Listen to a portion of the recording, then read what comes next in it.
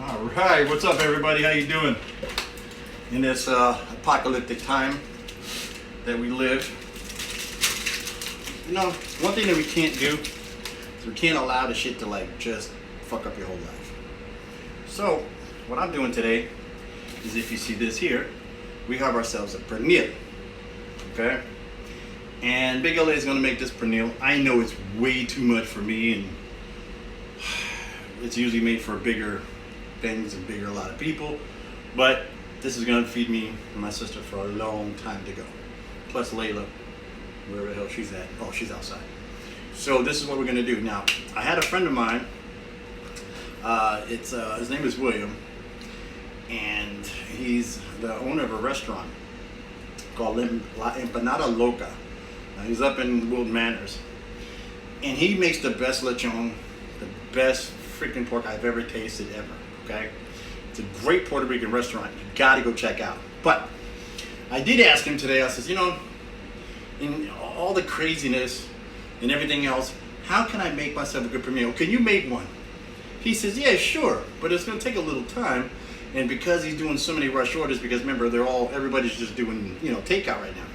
So he said it's gonna be a little tough on it right now. So he says, what I can do for you, Big L.A., is this. I'm gonna show you how I make it. And he did. And he gave me the secret sauce. Yes. Okay. Now, what I did was I went to the store, and the only place that had it that I really needed was Sedano's, of course. And I went in, so I got this picnic shoulder pork. And it wasn't that bad, but this was like literally the smallest one that they had. Okay. So he told me, make sure you take this, do it like, stab it a bunch of times to make sure all the meat gets all the way seasoned through. So I did most of the stabbing already.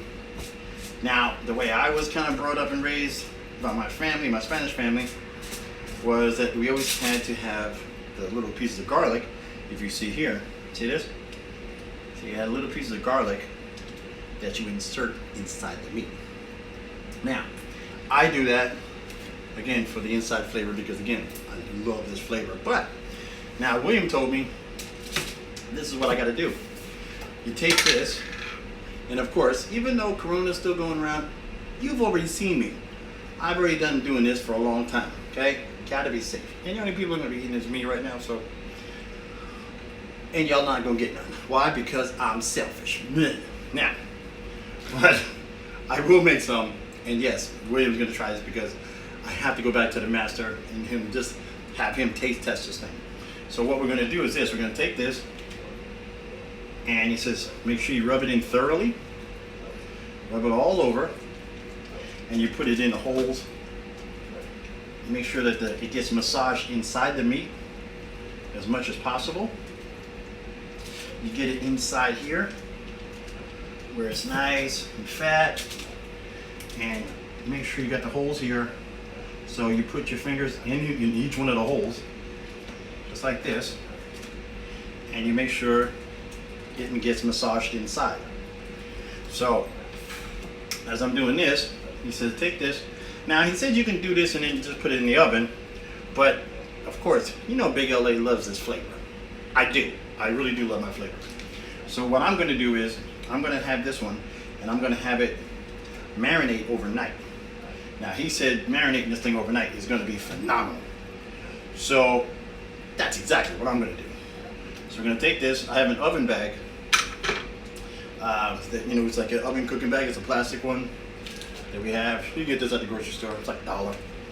So what I'm going to do is I'm going to take that.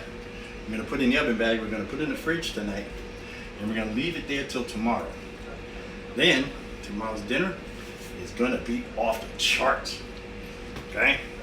So right now, all I'm doing is marinating the hell out of this. It feels kind of weird, fingering the meat and everything.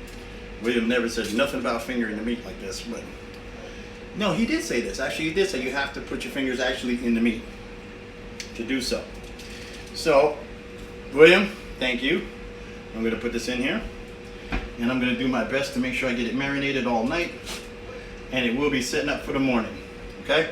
Oh, by the way, also, my sister made, while we're sitting here tonight, I went in the store and got some beef stew.